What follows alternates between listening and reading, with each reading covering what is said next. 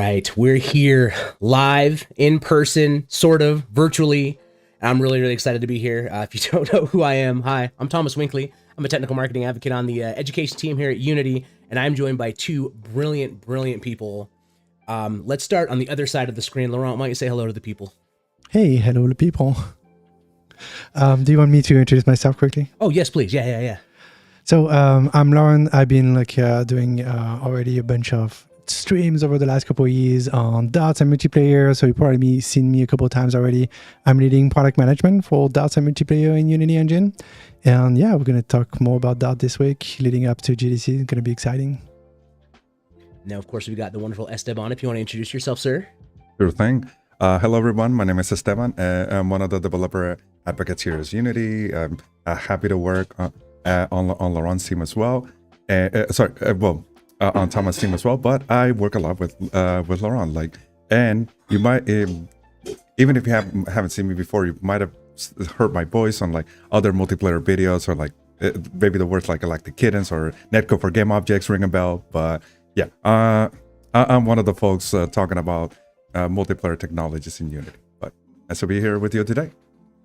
Awesome. So the idea for today's stream, for those of you in chat that are like, I cannot wait to get down and dirty and nitty gritty and break down data-oriented everything. This is going to be a primer, right? So we're not going to sit down and take you to the moon and astronomical expert levels. But what we really want to do with this is prime you to get ready for the data-oriented bootcamp happening, or the DOTS bootcamp happening tomorrow and through the rest of the week, right? And there should be a registration link being posted in chat so that you can actually register and get ready to do it. That one is going to be an in-depth, build your own project, spend a lot of time getting really, really comfortable with DOTS. But what we wanted to do to kind of kick that off is talk about what it's like to transition from maybe an object-oriented mindset into a data-oriented mindset, and how you can kind of practice and get those types of things set up and running. So I think without further ado, let's kind of dive into that. And Laurent, this has been awesome enough to be our guest, so we can start asking you questions. So I guess the first question is, if I've been doing object-oriented programming for, let's say, 10 plus years, and I wake up today and I'm like, all right, DOTS is my starter. I'm doing DOTS for the first time. Where do I need to start thinking about this transition, and how do I start kind of thinking about the paradigm that I want to work through? I think it's important to take a step back and just reconsider for a second, why did we even bring DOTS together and the various pieces that are in there, ECS and so on. Unity's been around for a long time.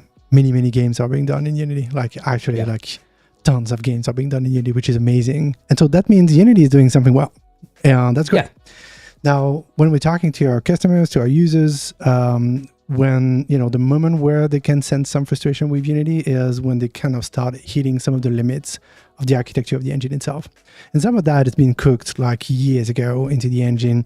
And a big part of that is game object, the game object that is very core to the architecture of Unity Engine today.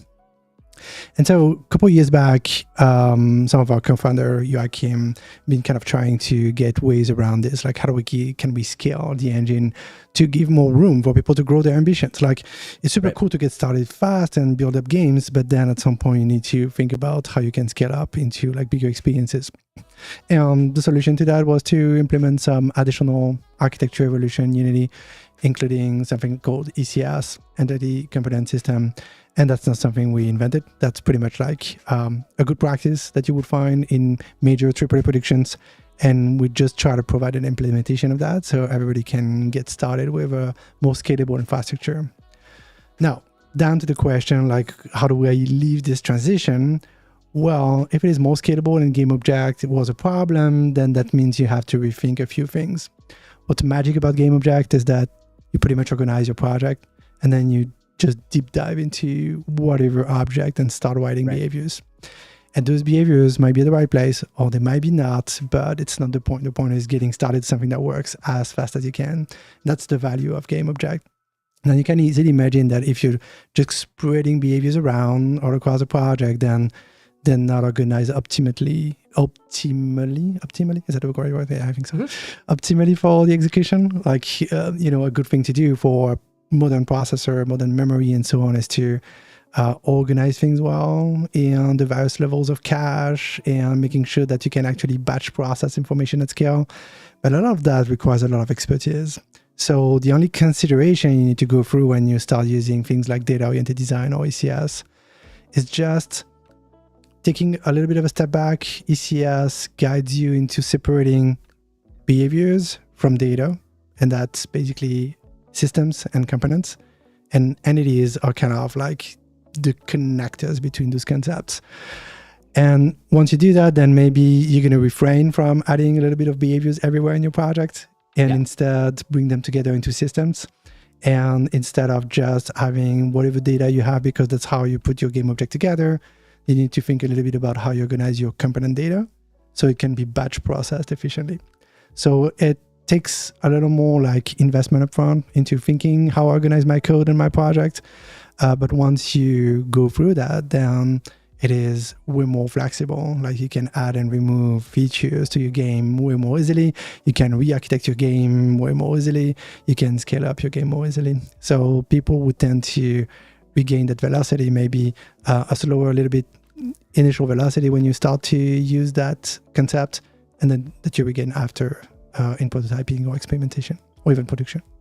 And that's something, you know, we talk about a lot on the game development side of the house, specifically on the education side when we're coaching for like game jams or student projects, right? Is we always try to reinforce plan as much as you can early, right? And Esteban, I'm sure you've seen this too, where it's like you want to have as much planning as possible because that you get that same benefit of like, yeah, sure, you're slowing your velocity at the beginning, but once you get into that planning and you've executed, your velocity is so much more accelerated, right? Because of that. So I love to hear that Dots has that similar ideology and thought process. And that's something I felt, and Esteban, you've been diving heavily into Dots the last few weeks. Once you start to understand that rhythm, it feels really, really comfortable. No, honestly, like one of the, well, like we were talking before, and Thomas, like, you've been in the same train. We've been kind of on the same train because we've had the mindset of game objects for years and years, and then all of a sudden it's like, wait, what the heck is a baker? Wait, what the heck is author? Wait, oh, okay. So that mind shift, that paradigm shift, like does require a little bit of time, but like it's a very good investment if you need it. But again, one of the cool things, and I know that if a lot of people here are watching a stream about Dots, then most likely are familiar with other creators that talk about Dots, like even Turbo Makes Games, Johnny, like one of the main YouTubers. He talks about Dots and Dots and Dots.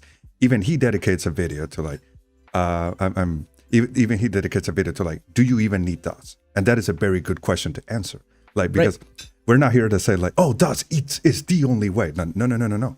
Like that very first decision, like, do I even need this for my game? It's like the very essential question that you must ask. And I love that we still have that flexibility. Yeah, agreed. So I think something would be really, really good idea to do right now for those that are like, what are we even talking about? What is going on here? By the way, thank you for the raid, Use Caminiti. It's great to see you. What we can do here is let's show a quick trailer from one of the big projects we have out right now that you can actually look at and tinker with if you want to get really advanced. It's the Mega City multiplayer demo. So we're going to run a quick video of that. It's like 1 minute long, so you can kind of see what the scale is possible. And then we'll jump back into the conversation. So if our man Freeman is in there, hit that button for us. And here we go.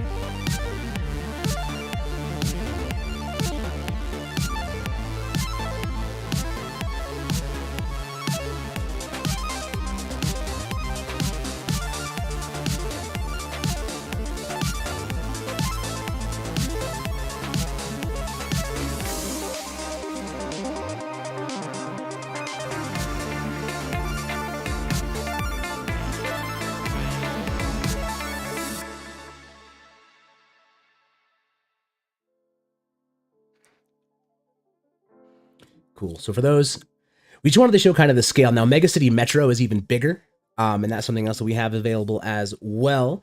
And I want to address one of the questions in the chat asking about Laurent's amazing background. That is actually our studio in Montreal. So Laurent is sitting in front of a live setup, which is pretty amazing. It's something that we've been working on, Hassan and I. If you know, probably you guys have seen Hassan before and doing like those amazing lives with creators on Unity. And at some point we got together, we're both in Montreal, and I was like, hey, I I have my kind of pool set up at home. I like to have something a little more professional. Can we just have a room in Montreal where we can do something decent? Yeah. And that's how this room came to be. Yeah, so It's a it is. very It is cool not room made. indeed. It's so rad, yeah. All right, so back to Dots, the other part of the cool room. So let's talk about kind of how Dots is, right? Because I think it gets thrown around a lot as a buzzword, right? Dots, dots, dots. But it's actually a series of things, right, that exist at Unity that you can use in your projects, right? So I know we have like the burst compiler, we have the entity component system. What other parts of Dots can folks use, or what makes up the architecture of Dots? Esteban, should I start? Do you want to start? So just, I can go ahead if you want. feel free to like give an intro, and then we can go into more detail. Indeed. Yeah, so DOTS only means data-oriented technology stack, and it was meant in the name to be like a collection of resources. You have a few things in there that are kind of stacked up in 3 big levels.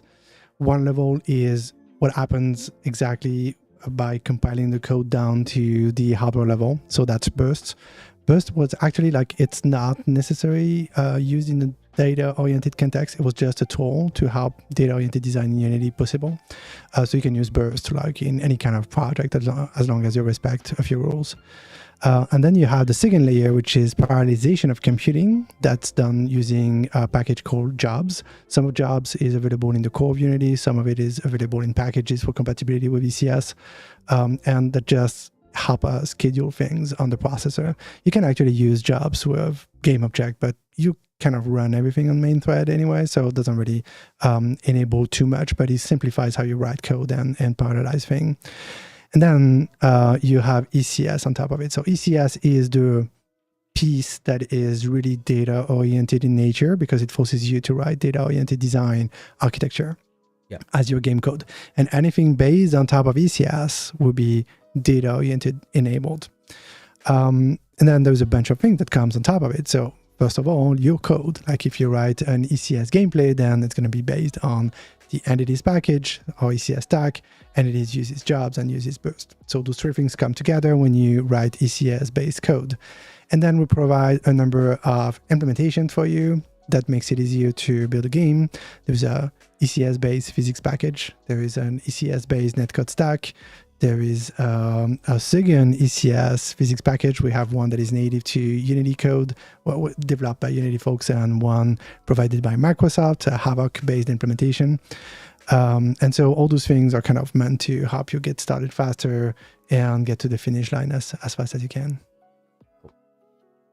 I would say like if for those of you like that are going to join the bootcamp tomorrow, or like then we already have like on the Learn website like an amazing introductory content on like explaining how is it that the jobs and bursts can help you accelerate and make your games faster with a very cool, but at the same time simple understand sample. And trust me, like when you see it, like invest like 1 to 2 hours of your time. Trust me, it's very worth it. Like you can, and it's much more easier than it sounds to implement. Even though, yes, obviously, it also requires a little bit of mind change. But once you see once you see that profiler, and you see those accelerated results, it's definitely worth looking more into. Heck yeah. And once you start tearing the code down a little bit too, like what I found, and still not an expert by any stretch of the imagination, but like you start to see like the comparisons, right? And you're like, okay, no, I actually understand what I'm doing here. Like this makes sense. I know where to start troubleshooting issues. I understand why things like it's really about just the practice and the implementation, which there's probably a lot of expert developers in the chat that are going like, yeah, no doubt, guys. Like that's just coding in general, right? Like you just have to dive in and really, really play with the system to understand it. So you mentioned with burst, there's a couple rules you have to adhere to. Would it make sense to talk about those rules? Well, I mean, like just in the context of game objects, there's a few rules to respect. But actually, like, I'm not sure exactly. I don't remember exactly the details of it. But just you had your burst compiler attributes on top of certain functions, but there's things that are not burstable. So just like documentation job here, there's a few things that you cannot do through burst. But it's pretty simple to use. Perfect. Yeah, I mean, that's the experience I've had as well. Is it definitely feels like a very straightforward, like add your attribute. Cool, congratulations, you're using Burst, right? Like it's there for you, which is one of the things I love about the work. Some of the work we do is it's about, you said, democratizing for people, right? Like if you want to use it, let's make it usable, and you don't have to write your own compiler or build your thing. You just add it and implement it. So these things all coming together really help us set up, this optimization by default, right? We're getting huge benefit gains, huge performance gains, and able to do a lot of work out of this. So we've talked about switching over, like, okay, you're switching mindsets, you're moving over. What would you recommend doing if you were going to learn? Like, what would be your first steps in learning this type of implementation if you're going to go into the practice? What would you think about from that side of things? Steven, do you want to take this one? Sure. I will definitely read the documentation would be a good step, but at the same time, I'm one of those people that learn watching other creators like teach me, like visual, and the cool thing is that we already have like a very, very awesome community of creators, but at the same time, definitely join our live bootcamp tomorrow. The cool thing is that if you're interested in this, not only will you have like a way to follow up and actual Unity folks there ready to answer your questions and gather a lot of information. And in the end, even if you don't follow along, or even if you want to look at the content later, it'll be available. It'll be recorded. So definitely go to where the community is, and a lot of people in the community will be there tomorrow and throughout the week. In fact, like Thomas and I will definitely be part of. We'll be there answering questions. We will be. We'll be there in the chat supporting you all. Can I jump in also on that question? Yes. Because that's a very interesting question. There's something that happens with like trying to reinvent a game development muscle that has been well established for 10, 15 years. Yeah. And getting through that is giving some people anxiety and some other people headache, and it's a normal thing to go through. Like, it's complicated. Like, if you just go to, I don't know, your favorite search engine and type in, what do I do to write this feature in my game? Then you're going to just get like 12 years of history about how you do it with a game object. And that's not going to be very helpful. It's going to take like a little bit of time for the community to start having like a huge amount of resources that just create that inertia of, there's things that are better done with an ECS pattern and other things better done with a regular game object pattern. And that's all fine, like different tools for different purpose. So I think we're going to try to fuel a lot of that community work. But I would say something that would be very useful is that if any of you learn how to like go through that learning process, share your experience, because all of those conversations happening on Discord, on forums, or anywhere where you're having those conversations, the more we do it and the more like the community knowledge is going to build up fast. Right now, I think we're doing as much effort as we can to kind of get people started and try to overcome some of the initial challenges, but really it's going to become easy when the game dev community is going to have just build up that muscle and be like, okay, I'm just doing a physics simulation based on ECS because that's the best way to do a physics simulation, and maybe I'm not going to do a behavior tree on ECS because that's pretty hard. There's kind of things that are easier to do than others, and depending on what's your your challenge or your expertise, and you might make different choices.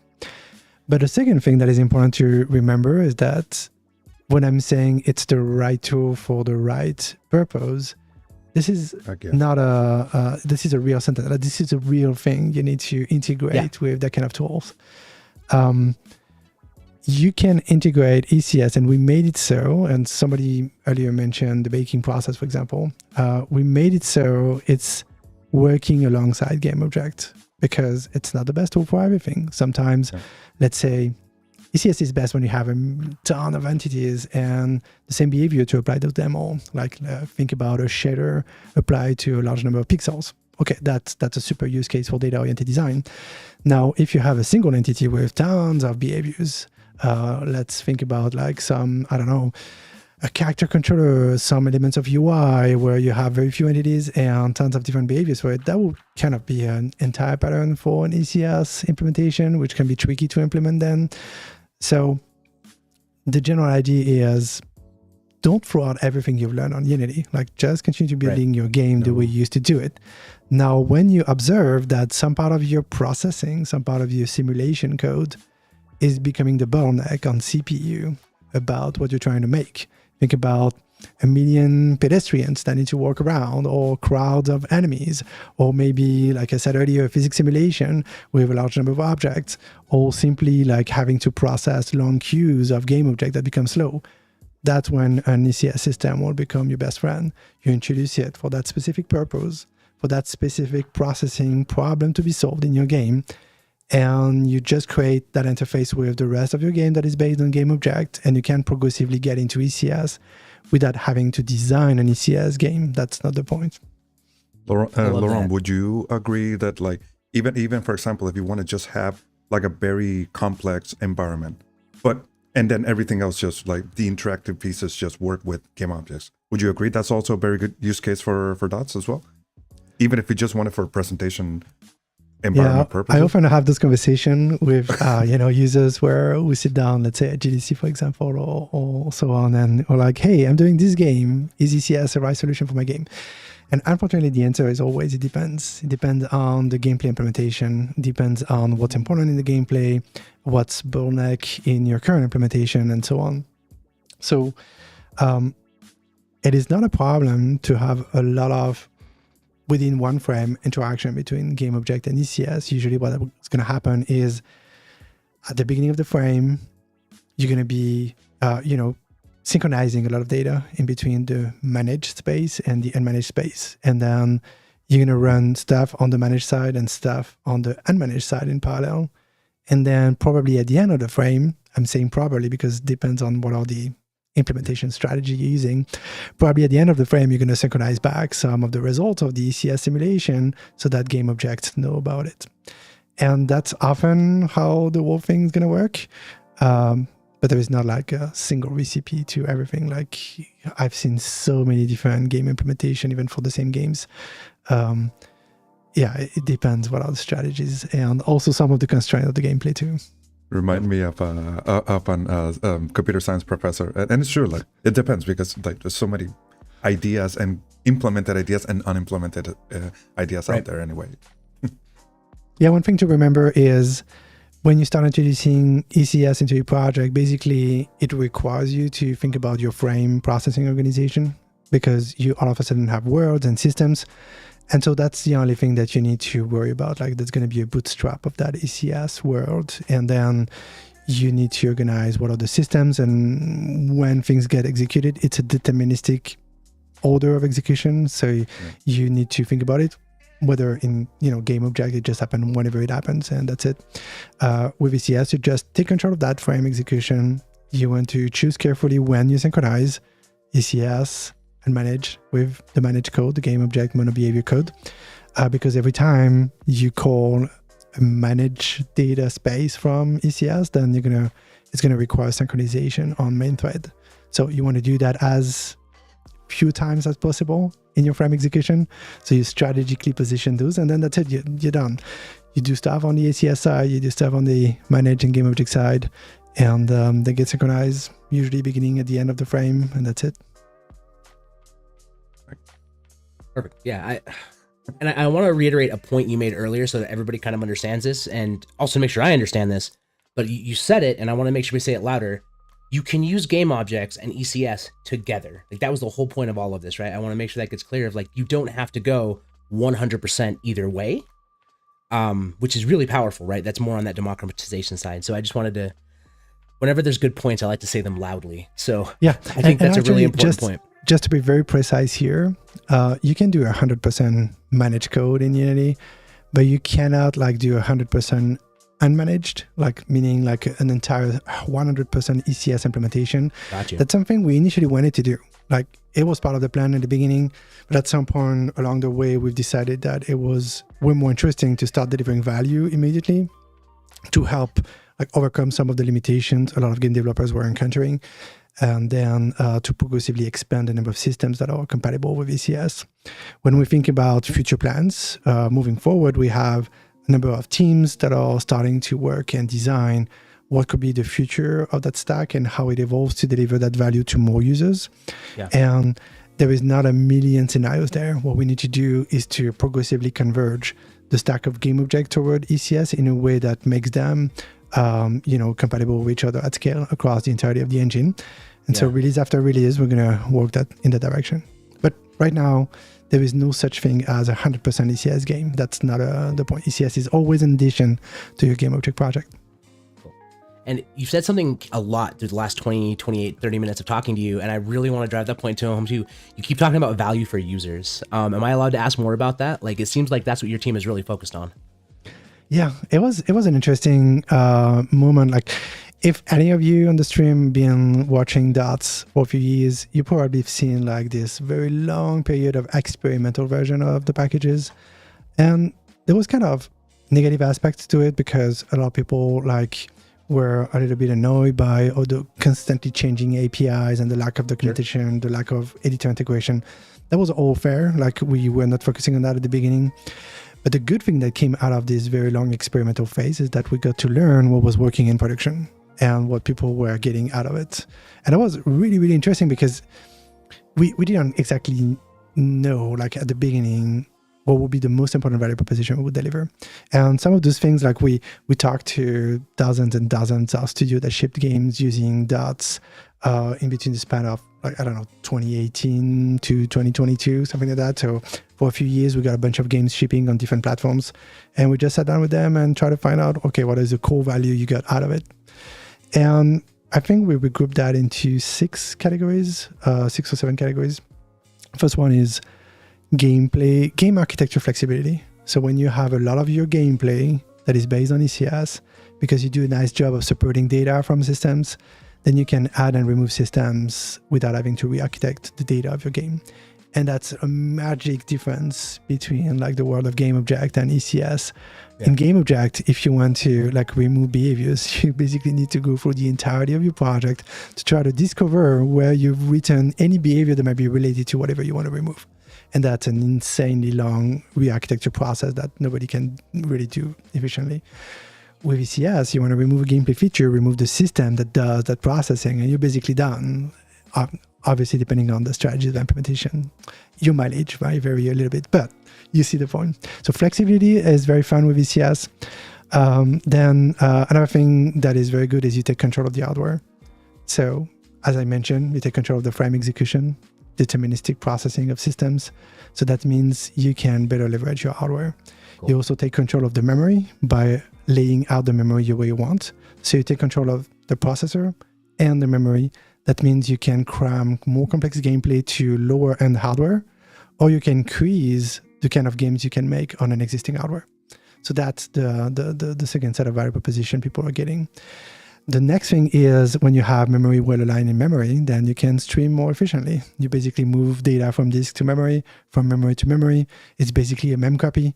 You don't have any processing to do. Imagine if you wanted to move from one place to another, a large amount of GameObject, then you would have to go into the overall hierarchy of those objects and process every single level of the abstraction, object-oriented abstraction. It's very resource intensive, and it's not well organized in memory. So memory is fragmented all around the place. And boom, in the middle of the way, garbage collection kicks in because .NET Framework decided it was the right moment to do it. And then boom, you get a big spike on your game. So streaming is amazing. Simulation scalability. So physics simulation is one of those. NPC behavior is another one. Just the ability to batch process a large number of objects with the same behavior is a key value proposition of ECS. So that's a big one too. And then the last value proposition is around multiplayer game development. One problem with GameObject is that because of the memory challenge, looping over GameObject is very slow. And because of the non-deterministic nature of mono behavior with GameObject, then it's very, very hard to implement multiplayer games where you need the authority of the game to be in between multiple clients, either because it is a server-based authority or something like that. And if you need any kind of determinism, then you're basically out of the game. Or if you need a lot of players, then it's very, very hard to actually do processingly efficient enough collection of data to be able to send that over the network in a consistent manner. So you are very limited in terms of multiplayer game creation you want to make. And so if you tie up all those things together, it gets us closer to have out-of-the-box open world management, and which is kind of the end goal we're targeting. Like, how can we, out of the box, equip everybody with an open world ready engine? And that's where we're getting closer and closer, release after release. Awesome. Thomas, on the point of on the point that Laurent brought up about using the hardware, trust me, folks, like from a CS point of view, like having like small batches of allocations of different objects around the memory and fetching data, like jumping around from memory address to memory address, that makes a huge difference, like, especially when you have a lot of components. So having everything grouped together, even if it's a large chunk, but just having all of the components, like gameplay components, like whether it's movement or battle information, but like everything is grouped together, that makes a huge difference. And the fact that to Laurent's point on the hardware is that if you folks notice, like CPUs, this is one of the points that Mike Geig, he actually brought up in one of his presentations, and it's true. If you notice, CPUs they've been getting a lot faster. They've been getting a lot of cores, and they've been getting a lot of threads. But in terms of like speed, there's a reason why CPUs haven't gotten like extremely faster and faster over decades. It's just like cramming more and more parts, like small circuits together. Like eventually you get to the fact that like so small, but like you cannot cram many more transistors together in a small in a small processor. The other thing is like the complexity of parallel execution of your code is becoming a nightmare too. Like ECS is going to make that super easy to write parallelized code. Something that the complexity of is increasingly going exponentially complicated to manage in an object-oriented way of coding. Yeah. Cool. Well, we are a little bit over the 30 minutes I committed you to, Laurent, so I don't want to hold you too much longer. We did have a couple questions in chat, if it's okay if I ask them, and then if we can answer it, cool. If not, we can pin it for later. But the first one is, are there DOTS use cases outside of gaming? Which I think the answer is yes, but I'd love to hear more from you on like where you think. Yeah, we've seen especially in the simulation side, like the ability to scale up simulation, CPU-based simulation is something that is super useful in a lot of industrial use cases, especially when you don't care too much about the complexity of the rendering, but you want your simulation to be both deterministic and being able to handle a very large scale of entities. We've been hearing, things like simulating a factory, for example, is something that you might want to do to have a digital twin of your project and being able to have a deterministic simulation of that and to simulate events, and have quality processes being applied to your digital twin, rehearse those things in a digital environment before you get to apply those things in real life. Cool. And then somebody asking, well, these are two questions. One you may or may not be able to answer. So one of them is, does this work with photon networking? It's a little bit different. So the Photon team has two big solutions. Well, actually there is 6, but the two main ones are Photon Fusion, Photon Quantum. Photon Fusion is game object based. It's very similar to the netcode for game object stack we have in Unity that is not related to that at all. To a certain extent, Photon Fusion has some of the similar challenges that we have when we do a multiplayer game based on game object, which is memory not being super efficient and also game object behaviors not being deterministic. So, but it's good enough for a large number of use cases. So very similar use case, so Photon Fusion works like that. Now they have a second solution called Photon Quantum. Photon Quantum is a deterministic engine. And they build it that way specifically to bring determinism to multiplayer games implementation that requires it. For example, you might want determinism in a game so that you synchronize, let's say, only the inputs of the players and you can synchronize that across the players, and you are guaranteed that every runtime, every client will produce exactly the same result of the gameplay just based on the input.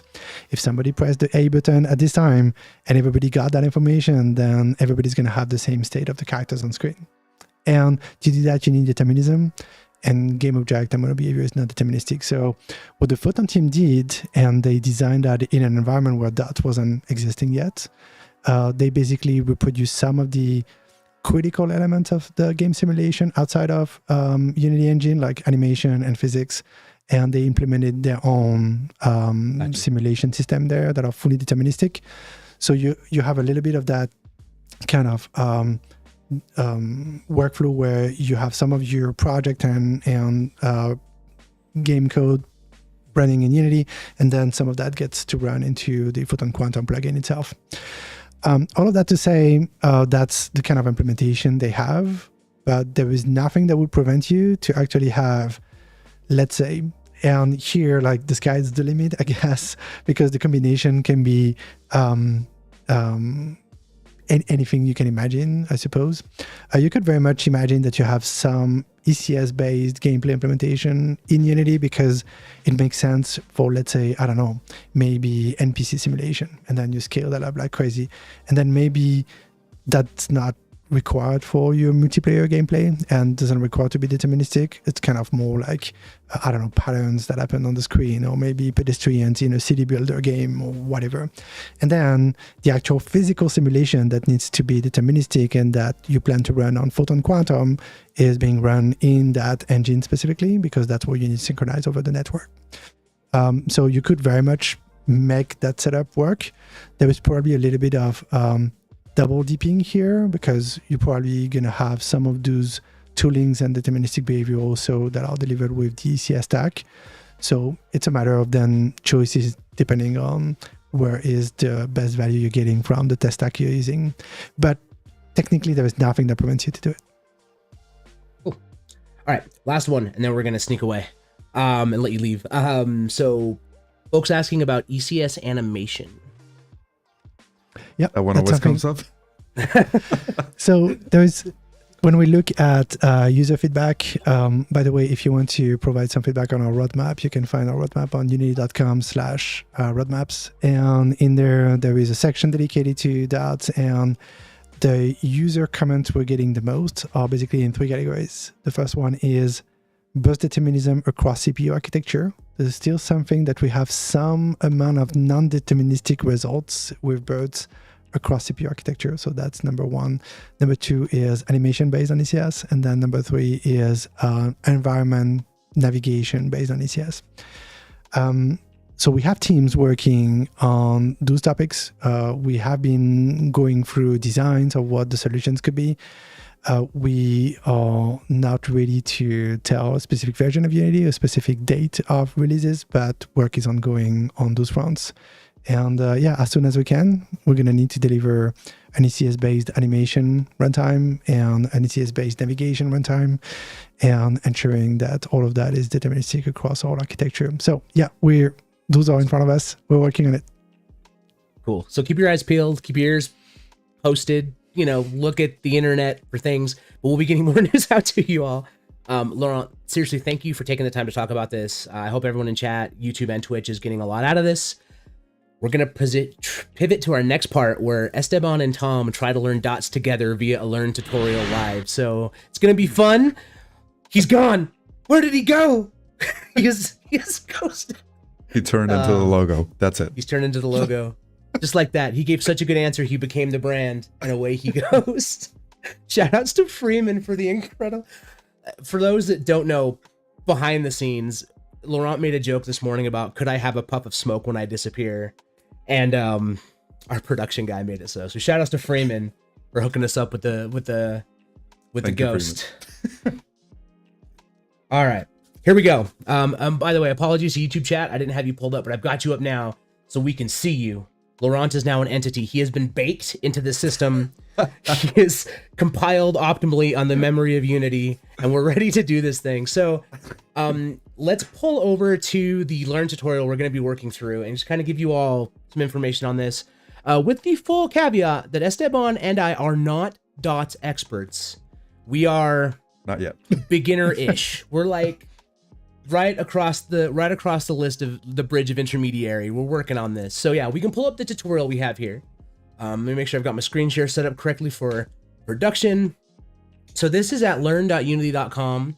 And if you do !you learn, I believe in the Twitch chat, we don't have bots for chat going on in YouTube's, but that'll take you to the screen here. Okay, and Anthony in YouTube says they're a dots expert, so I'm excited. They can just tell us what to do. Oh, we do have the bot in YouTube. My goodness, look at us all doing this. Oh, and Daniel Anderson is here, so there's a lot of dots experts in chat. Thank you. I assume these are Unity dots experts as well, so don't judge us too harshly. We're doing our best. All right, so yeah, Laurent did in fact skedaddle. So we're gonna work on the final part of this Learn tutorial because I think the tanks one is really fun, and it's gonna force us to kind of like talk about a couple of things. But this tutorial is available for anybody that wants to jump on it. It's called The Basics of Dots, Jobs, and Entities. And if you want to see the completed code for the tanks tutorial, you can actually download it right here off of the tutorial with all of the completed code and all of the pieces set up there. So there's kind of the pitch for all of you. And we're basically going to go as far as we can in about 47 minutes is about how much time we have left to do this. So We got this. we got this. We're going to be pair programming. I'm going to be typing, and then Esteban's going to be chatting at me and yelling at me to fix things as they break. So let's start. We'll jump into the overview and just talking about what it is. This is a variation of the tanks tutorial from our entity samples repository. So you can also find all of these on our repo as well if you want to check this out. Here we go. So this is all your before you begin stuff. I've actually done these steps. I have already set up the entities packages because I figured you all didn't want to watch me download a package live on stream. If you did, I'm sorry for robbing you of that experience. It would have been really cool. But so I've got using Unity 2022 LTS. I have a package. I have it set up. And then as far as packages go, let's go to our package manager here. Let's see, in project. So I have entities graphics in here somewhere. Yeah, entities graphics, which also requires the base entities package. So that's what I've added to this to make this work. Cool? Cool. All right, let's do this. So first things first, just for some Tom stuff, is I want to save this scene as main because for whatever reason, having sample scene just makes me sad. And then I'm going to delete the sample scene to clear that out. All right. So Esteban, do you want me to just like kind of go for it, or do you want to like give me hints? What are you thinking? Because I'm going to follow the tutorial, but we need to make our baking scene, right? Definitely. Definitely. The first step is like, especially when you go over the previous tutorial, like the very first lesson that you learn is that and like we were saying before, game objects itself, like whether we want as much as we want ECS, we're always going to have to use game objects as an entry point. So that very first component, and by the way, Thomas, I'm kind of winging it here because I haven't gone through that tanks tutorial, but I'm drawing from memory that you need to add a new empty scene. So I'm guessing is that you can right click on where main says and not sample scene. There we go, new sub scene. We're going to create an empty scene where all of the game objects live that get converted or baked into an entities. For some reason, it made my scene in this that I couldn't save it, but we'll just go back here and see what's going on with that. Let's try it one more time. New subs. Watch, my computer destroys itself live on stream. That's weird. I saw something about like administrator privileges and whatever. I'm like, okay, yeah, no, that's super new. You're not an admin of your own project. There we go. Exactly. Entity sub scene is here. It's like, oh no. Freeman has hacked in and made me not an admin. So here we go. So we've made a new subscene, right? And essentially in entities, my understanding is we have to have a subscene so that we can bake things as entities. And we do that through the subscene setup. And so we have this available. So now we have our entity subscene. And something that I actually found when I was trying this out previously is because of my autopilot habits of working inside of Unity, I consistently find myself creating stuff outside the subscene and then having an error where I can't bake it anymore because I've made it in the main scene. So keep your eyes on that as you're working through these tutorials, because that was something I ran into a couple of times while practicing for this stream, so that I didn't like totally ruin everybody's day. So same. Yeah. I was practicing Neko for entities, and we don't have to jump into this now. But there's some stuff that I was doing on the main scene, and I'm just like, oh, dummy, that's true. everything that requires like some dots like needs to be on the subscene, and including very common issues that can happen by not tagging your data correctly. But I assume that this will come in later, so let's jump back to that point later on about tagging stuff with components. Exactly. So to make sure this works, I'm going to make the tank really quick. We're going to speed run through this because I just need to make a little basic tank object.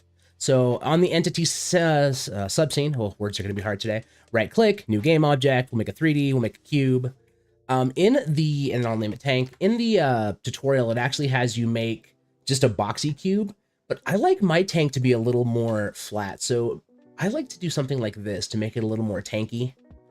You don't have to. You can do it however you want. This is just the Thomas Winkley preference. And then we need to make our little turret. So we'll make a sphere, which is now completely flat because I made it as a child. So I'll just take it out and I'll just reset the scale and then make it a child again. Bloop. Nice. So again, this is the basic creation stuff. The talented artists in the room can judge my tank if you would like. I am a programmer, not an artist, but I'm doing my best here, kids. What are you talking about? This is a simulator. This is totally a realistic tank. Look at this. That's look at what this I tank. see It's here. beautiful. All right, and then we'll make our last 3D object. We need to make a capsule. So let's just scroll on this capsule real quick. Oh, actually, you know what? I want to do. I always do the mix between the two, but I don't want a capsule. I want a cylinder. Because we want a hyper realistic tank. We don't want none of these low poly tanks. This is like super hyper realistic. And we'll just try to make this as much as we can. I think if we rotate it like, is it 45 on the X? Yeah, perfect. And then we'll just kind of scoot this buddy over here. Yeah, good enough. All right, the tank has been tanked. So this will be our tank, and then we'll make the cylinder a child here, and then name the cylinder cannon, I think is what they have you do.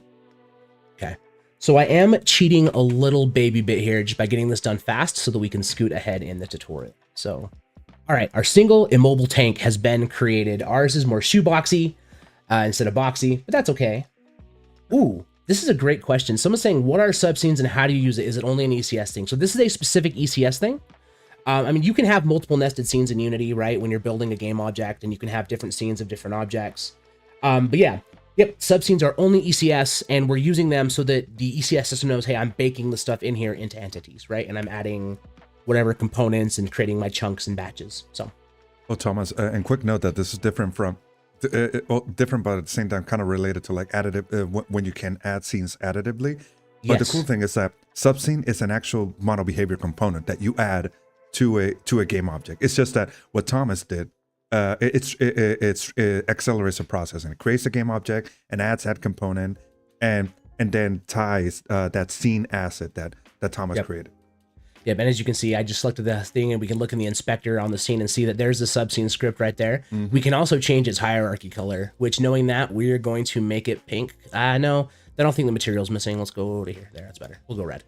Okay, so now we can see our subscene is actually marked with red because this gives us that ability, and then we can also choose to auto load the scene, yes or no. We can also disable this as we're working on it, which is really nice. So anyway, it's a cool component. So we have our tank. Let's go take a look at the tutorial now and see what it wants to do. So what we need to do is we're going to want to move this tank around. So we're going to move them along a random curvy path. So the first thing we have to do, and I kind of mentioned this in the interview with Laurent, but what we want to do here is we have to basically author stuff so that it gets baked, right? And then we create a system to manipulate it, is kind of the steps we're taking for this. So the first thing we need to do is make an authoring system, or an authoring component. So I'm actually going to go a little bit off kilter on the tutorial here, and some of the experts in chat can correct me if they're like, this isn't the way I would do it, Tom. But I'm actually going to make a folder called scripts because you want to keep things organized. And then I actually liked having my systems and my authoring stuff in different folders. Dude, I'm the same. Okay, cool. I like my stuff to be a little bit separate. If I'm looking for a system, go to the systems folder. Components, go to components folder. And it just feels better. Yeah, I don't know if that's the right or wrong way. It's just my way. As projects get bigger, knowing where stuff lives is important, right? At least in my mind. heck yeah. All right, so we've got to create a new authoring script. So just normal Unity C# stuff. We'll make a new script, and we're going to call it tank authoring. And this is the part where we hope that all my settings for Visual Studio stayed the same. Otherwise, we're going to have to zoom it up for you all real quick. Let's find out. It looks like it's still a little bit small, so let's just make it a bit bigger. Let me know if that's big enough for everybody to see. Let's go take a look at the... Oh, that was good. Yeah, we should be good. Cool. So, pretty standard. Made a nice little script. It's a basic script. Does all the things we want our scripts to do. And then make sure everything's saved here. Perfect. Okay. So because we are working inside of this, we don't actually need to update or start because this is just an authoring component. It's quite powerful, but it is small. It only needs to do a few things. So first of all, we need to tell it what we have, right? So we need a reference to our turret and a reference to our cannon, because those are the entities we're going to use to fire the cannonballs eventually. So we have that. There's a reason we're leaving them public, and I think it's explained inside the tutorial. But we definitely want to make sure they're set up as public for a reason, and I'm just blanking on the reason currently. If you remember it, Esteban, that would be super helpful. I can't remember. Well, but at the same time, you need some sort of access to this because you're gonna have an internal class or I mean external that like can be used here. But I usually do my baking classes like inside of the actual authoring class. But you need a way to access these components, these two public variables, so that then you can get the relative entity as you're baking. See, I knew you were smart. Thank you so much. See, that's why you're here. You're here to fix the silliness that is Tom. And so someone in chat is asking, well, hold on a minute. What does authoring mean? So authoring is basically the component that is going to allow this to bake into an entity. So authoring is going to say, hey, this is what is, basically designing the game. This is what's taking the entity and putting it into there. So we're next going to need to write a baking class, right? So we need to actually say, hey, let's bake this thing. So we'll do public override void bake, and then it'll take in tank authoring. Oh wait, you're missing because you need to make the baker class. No. But see, I told you I wasn't gonna scream at you. I was just gonna like politely scream. Politely. This is why pair programming is so great. So we do need to make a class. So we have a class baker, and it extends, or it's part of type baker, and then tank authoring, and then we have this here, and then we need our public override void bake right here.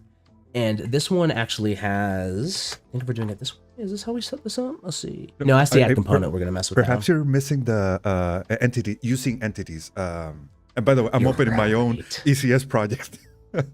I love it. No, you're right. You're absolutely right. And then we need to make sure we have our using statement so that it knows what we're doing. There we go. Yes. Yeah, cool. 2 for 2. 2 for 2. Pro level stuff here. So we are professionals, we promise. So now that we've got our class here and our baker class, we basically need to tell it what happens inside of the bake, right? So we're going to override this bake call and say, hey, this is what we're doing. So the first thing we want to do is actually do get entity. And what we're going to do with get entity is this is going to return the entity that was baked from the game object. And for those of you that are like, man, this dude's so smart, he's writing it right from his brain. I am not. I am looking at a tutorial because I want to show you how this works. So then we'll set up our entity variable here, and we'll have to say get entity. So we're going to get the entity from the authoring component that's passed in on the bake. And we're setting transform usage flags. Oh my gosh, usage flags dot dynamic. Okay. So I'm trying to see if it remembers, tells us what the transform usage flags dot dynamic does, but my understanding is this means the transforms are going to be dynamic and moving, if I remember correctly. Correct. Tell me if I'm wrong here, Bob. No, and in fact, one of the cool things, and as I've been learning, I've been using Unity Muse, or I mean, I could read the documentation, whatnot, but it's kind of it's kind of interesting, like to test out like our AI solution and be like, hey, Muse, what's the difference between the transform usage flags? And you're right, like the dynamic ones are meant because, hey, you're actually gonna be moving this object around, and there's a flag that I believe it's actually just called static. I was like, no, if it's not gonna do that, then leave it as static. Like, and by the way, like one thing to point out, Thomas, is like the cool thing here is that what we're doing is the same thing that entities does by default to many packages. Like if you go to Unity and show your cube, your very realistic tank. My very realistic tank. Thank you. Okay. Then if you go into window, if we show the exactly, I believe it should show up this way, either in authoring or the baking preview. But you should be able to see that there's a lot of automatic components that get added. Yeah. I believe it's window under window. Oh, that's right. That's right. Under window entities or entities. Entities. I believe it's hierarchy. Yes. Or, but why am I blank? Why am I blanking out on this? Because you want to see like the baked. You want to see the banked things, right? Like the world like the roundabout, baking scene preview. tag. Yeah. Oh, there you go. Yeah. My bad. So as you can, there we go. Like what Thomas is doing here is the custom, like a custom baker, but like entities already does this for a lot of building components, including box colliders, mesh renderers, and all that. So even the transforms, like there's a local to world, there's local transform as well that might get added. So yeah, Exactly. we're just And doing those our own basic one, our own baker. Yeah. And the reason we're doing that is to make sure these get added so that we can start moving the local transforms around, and it works out really, really well here. So you can change this, by the way. There's a little toggle right here. You can go to like automatic mixed, and then it's going to show kind of here, or you can go to like authoring, or you can go to runtime, which will show you all the things that are going to come through at runtime after the bake is completed, which is super helpful. Again, thinking back to the first time I ever touched dots when it was in like preview, this is so helpful to have like, oh, I can just look at these things and figure these things out. It makes troubleshooting a lot easier. And I'm actually going to, we'll just dock it right here for now. This is not like the recommended setup, but it'll work for now. Okay, so back to Codeland. Let's pop up our dear friend Visual Studio. So we're adding these transform usage flags.dynamic to make sure this gets everything baked across that we want. And then we need to basically add components here. So we need components to be turned into entities, right? So we'll use the add component function. Add component. So we're gonna do entity, comma, new tank. So we're gonna make a new tank, and this is gonna throw an error until we fix some stuff. But don't you all worry, because we'll take care of that in a sec. It's also gonna be hard to format because of that error, but that's all right, I can do it, I believe in me. So now we're gonna assign the turret is going to equal get entity, and we're gonna grab authoring.turret, right? Because we're putting in that authoring component. So that we've got like the reference to that. And then we're also going to do a canon, and that's going to be get entity authoring.canon. Also, I forgot the transform usage flags. Let me go fix that. Flags, dynamic. And I've got to remember if I'm just doing commas here. Yeah, that's right, because it is not standard stuff here.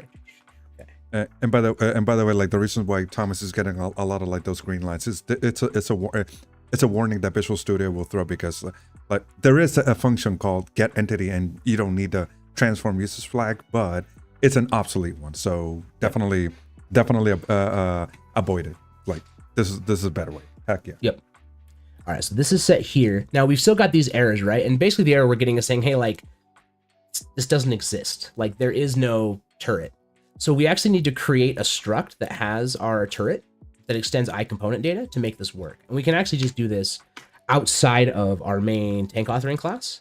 So we'll just do public struct tank extends iComponent data, except for typing live, you're always going to make typos. Boom. And then we'll create public entity turret. What did I break? Oh no, the equal sign. The equal sign. You don't need it. Oh my goodness, y'all. There you go. Me. Hey, let me start you're a Monday coding night. live in front of like I don't know how many people, but coding live on the spot, like trust me, half of your skills go away by They default. do, right? Like you forget how to write code. So theoretically, let's make sure this fixes everything. So public entity turret, public entity canon. We have now iComponent data. That should fix this issue, except that new tank. You need needs to work that. there we go. Yep. Got it. Okay. Whew. We've done the thing. Whew. All right, so this is our authoring component, right? So we're basically saying, hey, turn the turret and the cannon into an entity by adding these components. We have it set, and then these are going to be moving, so they need to be a dynamic transform usage flags. And that sets up our authoring component. So once we've done that, we need to actually add it to our tank. So we'll go to our tank, and just like we would do with a game object, right? We'll just search for tank authoring and pop it on there.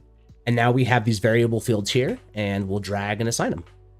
Oh, I didn't rename my sphere. I better do that really quick. So you are the cannon, right? No, you're the turret. Turret, yeah. Bloop. And so then we can just drag these in and assign them. Don't you fight with me. There we go. Cannon. Bloop. And then we'll save to make sure this processes. And there you go. This is all set up along here, just like we want. Cool. So now we're going to work with our first system. So what we want to do with this is we want to write a system now to move the tank around. Cool. Cool. That's super good. I keep waiting for somebody to yell back at me because I'm tired and I forget that I'm live on the internet and y'all can't yell at me in chat. I'm like, oh yeah, there's no voices. No one's going to like, there's no nodding. All right, here we go. So we need to make a system. So yeah, let's get this done. So we'll jump into our systems folder because we like to keep things organized, and we're going to call this tank movement system. So same stuff. We create a C# script. Movement system. Thank you so much for auto loading that when I need to save. With this domain reload to happen. I wish some feedback that I would provide, like imagine that instead of like creating a new script, but imagine like create a new ECS system, create a new authoring component. Right, that would be really nice. And because we always have to do this step of removing all the excess stuff from auto behavior that we don't need. Yep. And I am committing to not copy paste, but one thing I am going to copy paste is just the using statements to save us all a little bit of time. So I am going to do that really quick. Bloop, bloop, just like that. So we're going to need burst, entities, mathematics, and transforms. And now suddenly it's like, wait a minute, I can't be a mono behavior anymore. And that's fine because you're actually going to extend iSystem. And instead of being a class, this is going to be a partial struct. And then we can get rid of start and update.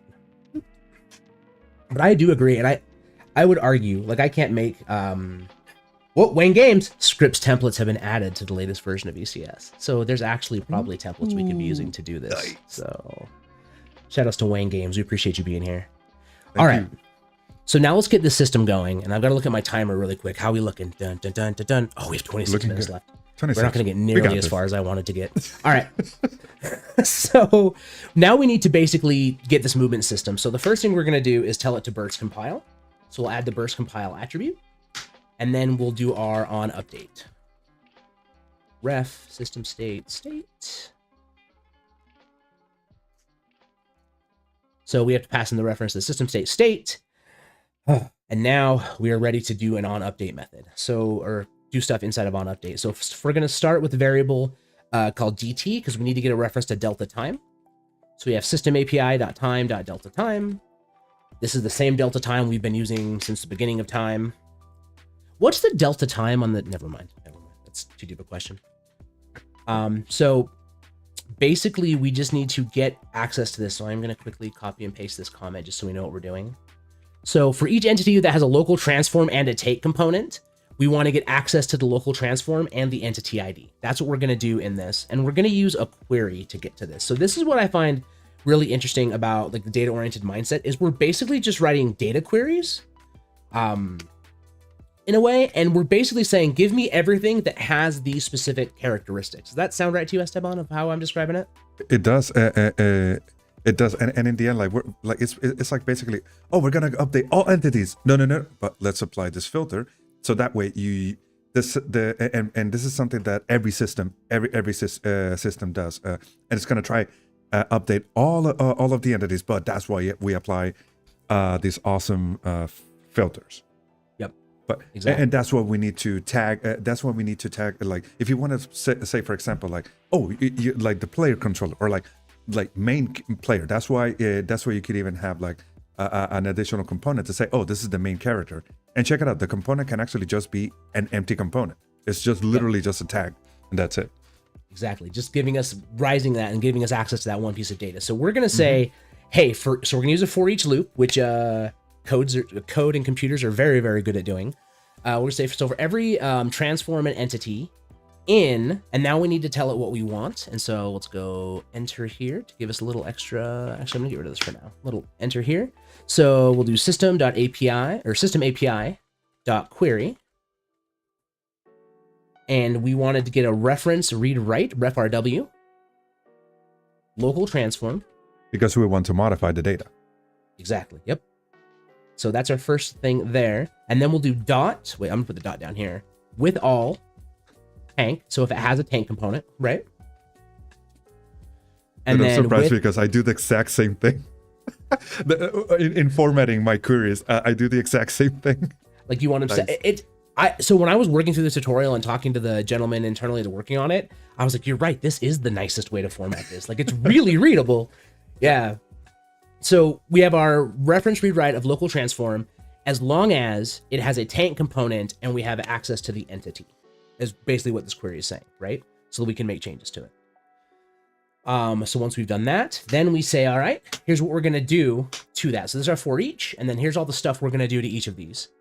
So we'll start with our position. Yeah, see, Wayne's also smart. It's also stream friendly because you can zoom the script in. See, Wayne knows what's good. So transform.value.ro.position. Also, my YouTube chat closed on me. So moderator, if there's any questions I'm missing, please post them in the Twitch chat so I can answer them. And I apologize to the YouTube. I care about you, YouTube. So we're gonna get our position first, right? So first the value read only, the position value of it. We'll create a position.y. Let's see. We're gonna cast it as a float. Entity.index. Dun, dun, dun, dun, dun, dun. And then make sure hold on. Maybe an equal sign would be helpful there, you think? Yeah, just maybe. Okay. Interesting. And You're assigning the Y position to the index. All right, I want to see where this is going. Yeah, I do as well, because I'm interested as well. I'm reading this now going, All right, so then we've got our angle. So we're gonna do, looks like some angle math here. So we'll get the plus noise dot c noise, and then position divided by 10f. So we're doing a little bit of a hard coding magic here. And then let me scoot over here. Dun, dun, dun, dun, dun, dun, dun, times 4.0f times math.pi. I love pi. I can't use pi without just getting hungry. All right, and then direction float 3.0. Okay, so that should just be all zeros, right? Unless I'm wild. Exactly. Yeah. That's okay. Yeah, that makes sense. I assume Math.sine cosine. Oh, go ahead. Oh, no. I'm just analyzing your code. Oh, I see. There you go. You're gonna get the direction based on the sine or cosine of the angle. Okay, and then you're setting out the x and the x and the z. So it's not gonna go up in the y axis. It should stay on a flat plane and just kind of wiggle around or move around in random directions on the x and z. Yep. Cool. And then from here we just need to update the local transform. Okay. So first of all, we grab our transform and we grab the value read write because we need to edit it. Okay. Dot position plus equals dir times dt for smoothing times 5.0f, which I assume is our speed. And then we'll do our transform.value.rw.rotation because we want it to face the right way equals quaternion.rotate y angle. Okay, so we're actually calculating the rotation as well, which is nice. Nice and handy. Okay, that's our movement system. What did I do wrong here? Why are you mad at me? Transform to, oh, I know why. Bloop, bloop. Okay, perfect.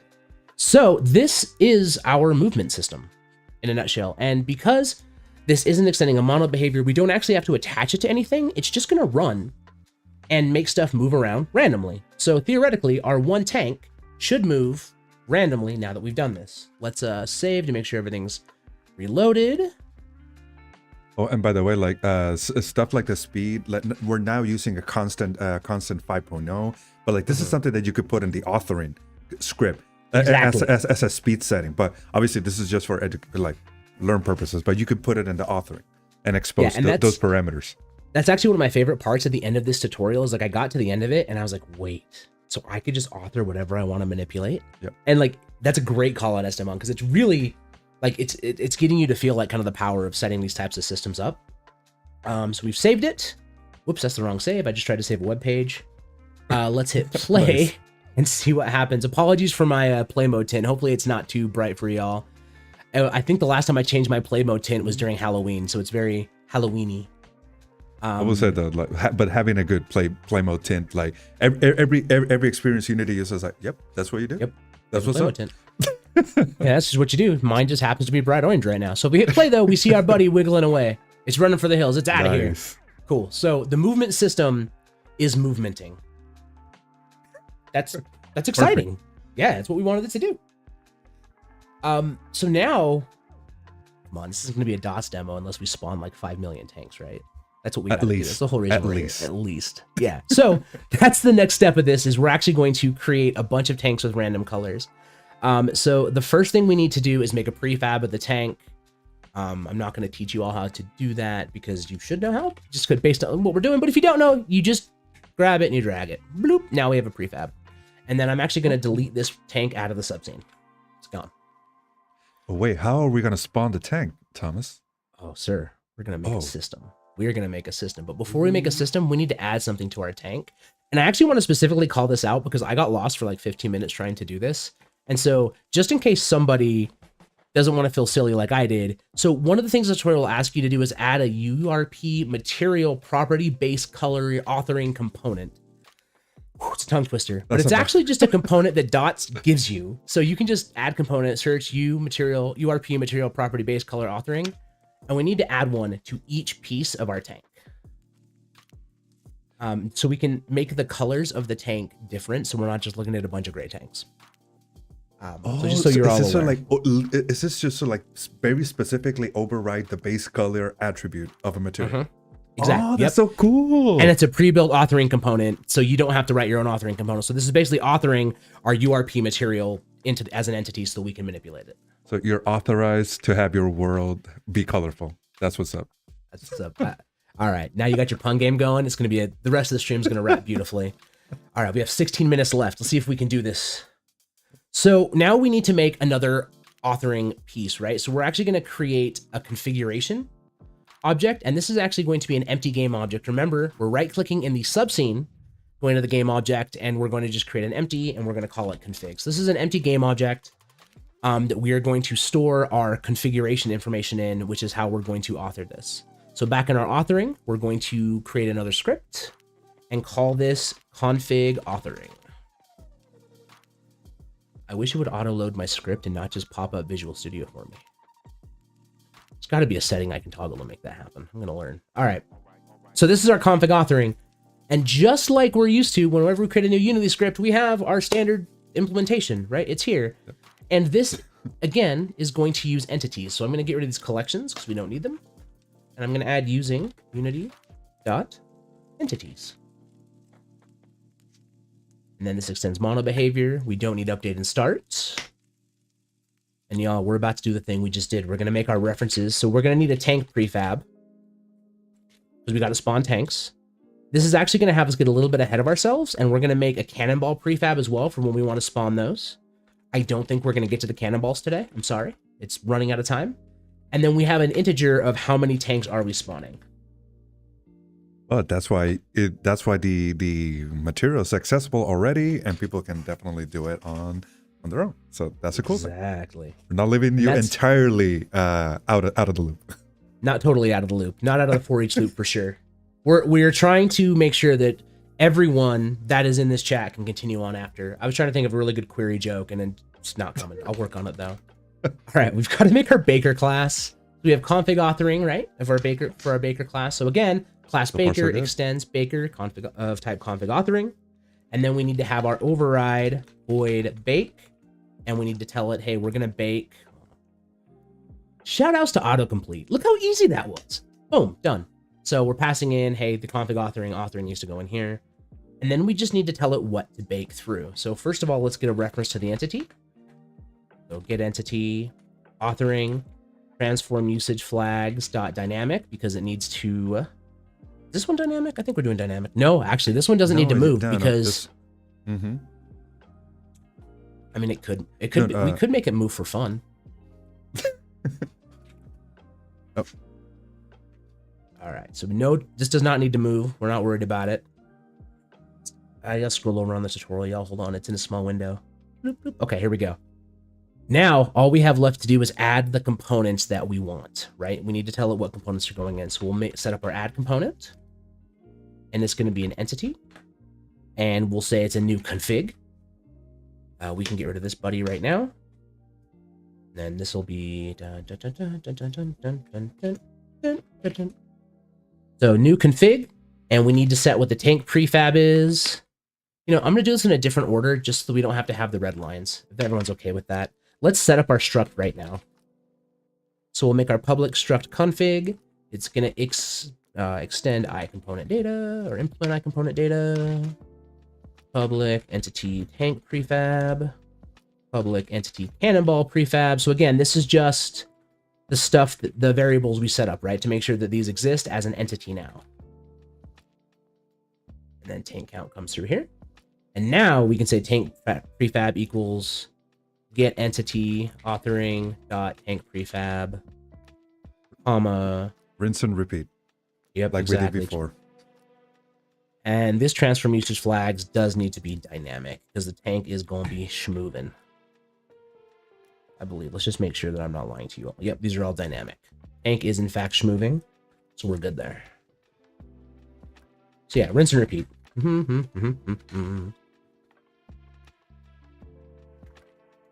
Wait, I don't want to get another tank prefab. I want the cannonball prefab.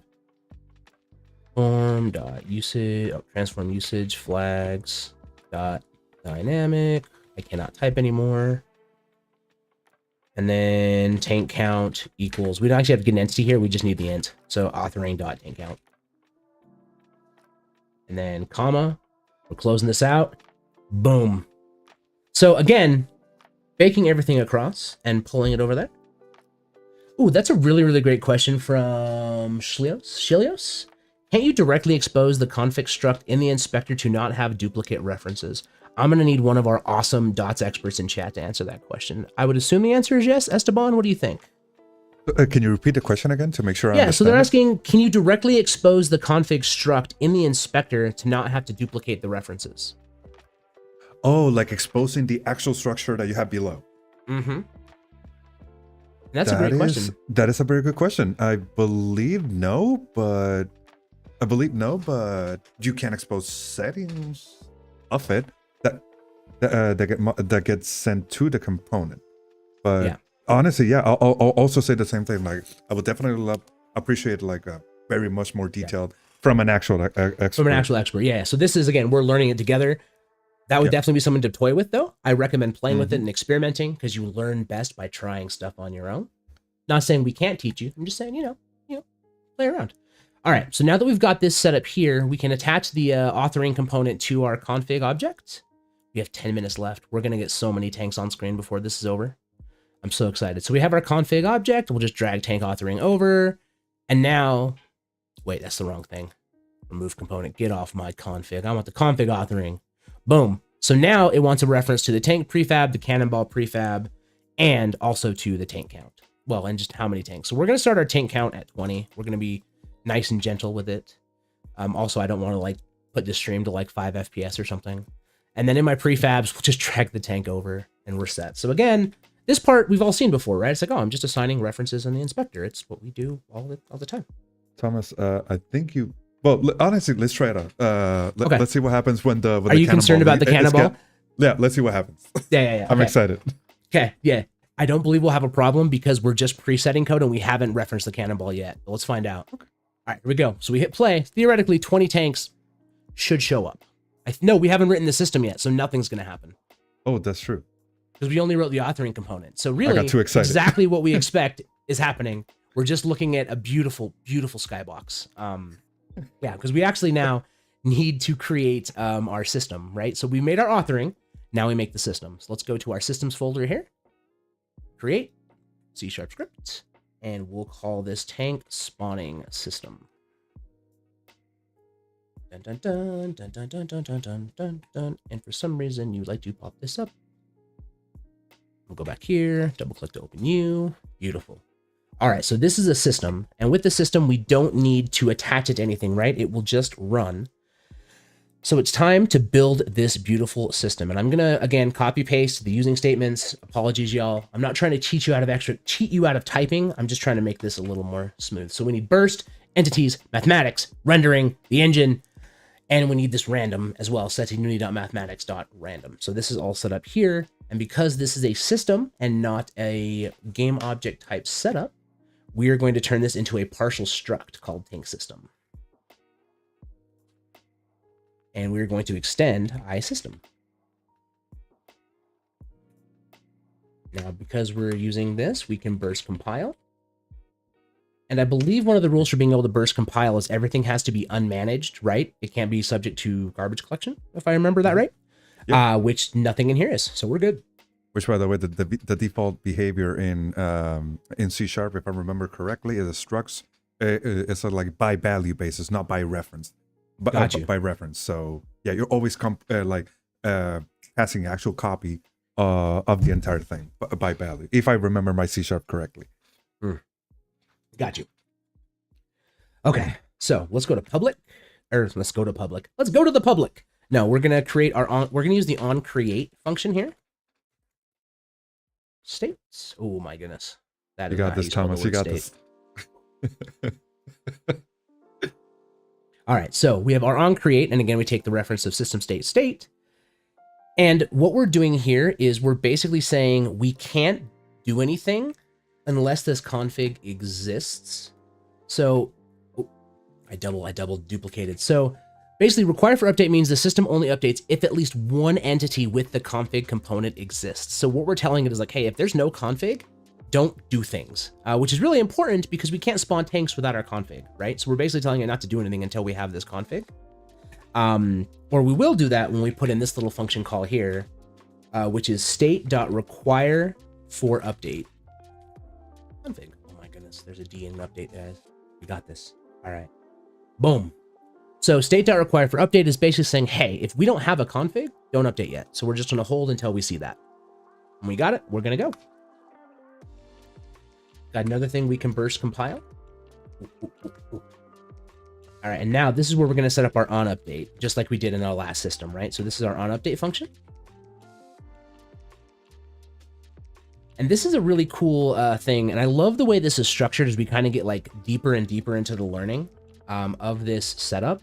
So shout outs to the creator of this tutorial, because I'm really impressed with this. Like, we're getting deeper into how we use things. So we can actually disable the system so that it will stop on further updates. So it'll effectively only update once, right? So we're gonna spawn everything and do the onUpdate, and then it doesn't need to run anymore, right? Once we spawned everybody, we don't need to spawn anything else. So we're gonna run the update one time and stop. And we can do that by basically setting state.enabled false. So we'll run it and then we'll stop, because it'll come back, it'll see that it's enabled as .enabled is set to false, and it won't run anymore. Interesting. Yep. Nice.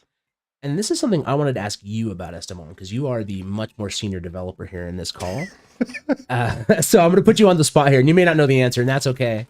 But the next thing we do is we actually get a singleton reference here. Get singleton config right here. So this is actually giving us a singleton reference to the config, right? That totally makes sense, because honestly, like if and by the way, this is like Lauren was saying, as a per case basis, but like we know that we're gonna have only one spawner, so this is totally okay. This is totally okay. And yeah, you got it, Thomas. Cool. By the way, like honestly, like the state.enable false, like I thought that what you were gonna do is like remove the component, the config component from the entity, and like then disable the system or something. But well, this is so much easier. Yeah, Cool. I was like, oh, we can just do that. That's cool. Like, shout outs to, again, the developer that made this tutorial for us is really good at what they do. So I don't want to like put his name on the stream just because I'm sure he likes his privacy, but like, dude, you big smart.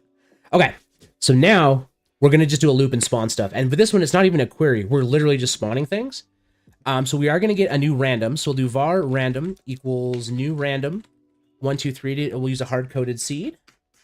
And then we're basically just going to spawn however many tanks we want. So for int I equals 0, bloop, I less than config dot tank count, I plus plus. And maybe the actual curly braces instead of the brackets, huh? How about that? Boom. So we've got our thing, and now we just need to basically set things up. So first, we're actually going to set the color of the tank. So we'll choose a color. URP material property base color. Let's go see how we set that. I believe we set a value equals, yeah, okay. And this needs to have a value set. How am I doing on time, by the way? Let me go look. 3.5. We have 3.5 minutes. Oh, 3 boy. minutes. Yeah. We're going to get these tanks spawning. I believe in us. All right, so Nice. it's got to have this. Bloop, and value equals random color ref random. Oh, we need to write the random color stuff too. Okay, it's all right. We'll do this first. This error will go away soon. I promise y'all. Believe me. Believe in us. Scooting back over. Dun, dun, dun, dun, dun, dun, dun, I foresee a helper function coming soon, called random color. Let's see what happens. You might be right. That might exist in the Let's see. future. You might be predicting the future here. All right, so now we need to get our linked entities. So var.linked entities equals state.entity manager .get buffer. And this is where I need to like spend a lot of time studying, because I think this is where we start playing with some buffer stuff that I'm not as eloquent about with. Linked entity group tank entity. Dun, dun, dun, dun, dun, dun, dun, dun, dun. Is that doing the thing I want? Tank entity. Config.tank entity or Oh, you're tank right. We need to prefab. reference it, right? Well, let's go look here, because the code here is telling me not to. Let's go see why. So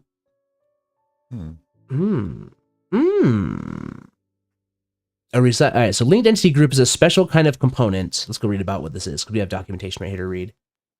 Called dynamic buffer, resizable array of struct values instead of just a single struct. Okay, so this is a dynamic buffer array we're getting. So I think we're going to give this information shortly. Daxody's saying, please use this for better performance. We're not coding for performance on this one. We're just messing with this to make it work. Exactly. It's following a tutorial. But we love the tip. You're right. Thank you for supporting us. All right, where are we at? Dun, dun, dun, dun, dun, dun, dun, dun, dun. I'm going to spread this out just a little bit so I get bigger screen space. Color new URP for int I. We got our color set. We got our linked entities ready to go. Let's go take a look at our next bit, like, which I see you can use the entity manager to instantiate, like get a new tank entity, or do you want to like spawn? yes, and all of we are them, going all to of do them? that in this for each loop actually. So I think that's where this comes into play. Oh, you know what? I know where the error is. We forgot to get a reference to a tank entity. Haha, we missed a line of the tutorial. We were rushing. We were so panicked about our time that we forgot to get our actual piece here. So what we need to do, let me scroll down to the right page, because I clicked the button and it's moved me over. Oh, there we go. We're missing that tank entity, that red line that we're getting. It's just we need to instantiate first the tank entity. Exactly. And we need to do that. Inside of the for loop. Inside of the for loop. Yep, just right here. Exactly. Thank you, Esteban. See, without you, we'd be done. Okay, now we're good on that. And we have our for each. So now we're going to use a normal for each loop. Var entity in linked entities. So every entity inside this linked entities, we're going to do something with it. And we're going to basically say if state.entitymanager.has component. So this is literally what we're doing to set the color. So if this has the URP material property base color component attached to it, we're going to do something with it, right? That's the whole goal here. Entity.value. So if this has the color, we need to do something with that color. And we can actually just say state.entitymanager.setComponentData. We'll set the component data here. Apologies for the copy paste. But state.entitymanager.setComponentData. There's the value. Here's what we're setting. Here's what we're setting it with, the color. So first we do that. Now all of our tanks will have a new color. All we have left to do is make our helper class you were talking about. That's all we got to do now. Nice. So we'll make a static float for, flat for, whatever. Random color. Ref, random. All right. So we very specifically have the inverse of the golden ratio, which is 0.61. Hold on, I'm going to type this for you. 0.618034005F is inverse of the golden ratio. Hey, nice typing. And then, thank you. I've been practicing. been very nervous about messing this up live, so I've been putting in the time. Random.nextFloat, and then we'll basically say plus 0.618034005F. And then we'll do the modulo 1. So there's our hue. And then we're going to return as a vector 4 color.hsv2 RGB hue 1.OF 1.OF. Oh, and by the way, for people that will eventually get to this through the Unity Learn website, we even I see in the comments that we even see an article even to give context as to why even this number to begin with. Right, exactly. And also, why am I getting a little error? That little dot in front of the comments. Boom. There we go. Okay. You got this. Theoretically, y'all, our system is set, right? So basically, we're going to come into here. For every tank in our thing, we're going to spawn a tank. We almost missed that. Thanks to the sharp eyes of chat and SDemon, we got it.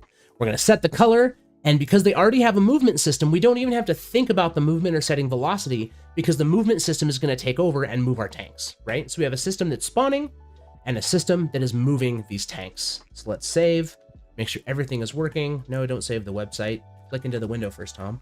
Boom. Let's hit play. And theoretically, we should get 20 different colored tanks moving around with their system. Maybe? Hey! Nice. So, hopefully, for all of y'all that are watching this and tolerating our hijinks, you're saying that, it's really about authoring system, right? You get your authoring, you bake it, you make a system, and the system is doing something. So we have a movement system that's just moving the tanks. We have a spawning system that is just spawning the tanks. And as soon as the spawning system is done doing its work, it stops, it's done, right? That's why we're just running it once. And now the movement system is just doing its work and taking care of business. And the next thing we would build is a way to spawn the cannonballs, and we'd have a cannonball authoring. And the cannonball authoring would then have a system that controls the movement of the cannonballs and what they do. And then if we wanted to make a controllable player, we could take that next step and basically add a player component to one of the objects and tell the tank movement system, hey, if this is a player, don't move it, because we're going to move it with a different setup. And we can start changing how we interact with these systems. Thomas, I have one request. Can we do at least 1,000 tanks at least? Of course we do. Of course we have to. We just have one, to do it. Just one playthrough. I wouldn't be like a real Unity person if I didn't at least do like a whole bunch of tanks. So I think we should try 1,000 and see what happens. It's gonna get weird, but I'm excited to do it. Let's see what happens. Oh! And here they come. But it's working, right? So our system is actually doing what we intended it to do, and they're all just kind of moving around. That's awesome. The color flashing is kind of scaring me on some of them. I wonder what's going on there. Maybe it's just like tired of being rendered, or maybe there's like tanks stacked on top of tanks and they're like fighting for camera dominance. There we go. We've got thousands of tanks, so we can just scale the system up. And of course, the next step would be if we wanted to, parallelize this, we could then use the job system to start telling the tank movement system to move this into chunks and put different chunks on different threads. Heck yeah. And that's all stuff you're going to learn in this Learn tutorial. So I hope you all tackle it and use it. So I think we can wrap up the show. Yeah, I hope that was educational for all of y'all. Again, that was one small part of this, and it was really fun for me to practice it and learn it together. Someone asking, what about the collisions between them? We're not even thinking about those right now. Like, this was literally just moving stuff around. We hadn't even started using entities physics. This was strictly just moving. We just wanted to make sure. Yeah. No, it's like, in the boot camps. Yeah, in the boot camp, you will be getting to that. Again, today's show was really about, if you're transitioning, if you're thinking about it, this is how you want to kind of move over and think about things. Cyber Uppercut's asking a question. You're more than welcome to ask the question. If we can answer it, we happily will. But if you want to dive really, really deep into this and really build an awesome project, you want to jump in and sign up for this Dots Bootcamp. It starts tomorrow. And you're going to be doing all of those things, right? It's a full challenge. Somebody asked, is ECS more for bigger projects and smaller ones? I think it has a really good use case if you need to render a mountain of stuff, right? If you need to make a huge project with massive scale, it's got a really, really good use case. But it can be used for tons of other things. But also, for example, if you had a big project, but it was a very narrative-driven, very linear progression, like some stuff depends on each other. Like, this is the kind of game that like I don't think would definitely benefit from DOPS, like an RTS. A game with a lot of action, a lot of entities doing their own kind of logic that can be parallelized. But like that kind of style, that kind of style of game, like maybe a point and click, a story driven game that is very much slower pace and at your own pace, like might not necessarily benefit from this. Like so yeah, it goes back even to what Laurent says. Like it depends on it depends. And a big key of this, you know, from talking to Laurent earlier, is it's really about sitting down when you're building your project, your game, and really planning and outlining what you need and what will be successful, and doing the design phase first. And once you get through that design phase, you can really start to think about, all right, I actually will really, really benefit from this approach, and I'm going to use it. And then you can do the design phase of that as well. Somebody asking if it's ready with a 2D collision system. I actually do not know the answer to that question, but one of our dots experts in the chats might know. No, you can definitely work on 2D with this. Okay, cool. Yeah. Perfect. So the answer is most likely yes. And folks asking like, is this better for mobile? I mean, yeah, right. With mobile, this is super optimization friendly, helps you run really efficiently. Okay, we're going over time. It's time to end. The big timer light has been blinking at me for like 9 minutes. Thank you all so much for hanging out with us, for putting up with our hijinks. I hope this is really informative for you. Again, join the Learning Challenge. If you're a student and you're thinking, hey, I would love to just learn game dev in general, I want to dive into this, don't forget that you actually get free access to Unity through the student plan. You also get, it's not exclamation point student, it's not on the command. I don't know. The moderator can put the command in for me. But also you get access to free resources, free assets, and free things for Learn. I hope you jump into this challenge. I'm excited to dive deeper in DOTS. I'll actually be taking part in the challenge while trying to support it. So I'm excited to learn a ton. Yeah, like Esteban and I are going to be learning right along with you all. So come hang out with us and have a wonderful rest of your Monday. Esteban, thank you for your time, brother. It's been great. Happy to join. This was super fun. Thank you, Thomas, for having me. Cool. All right. Take care, everyone. Be safe, y'all.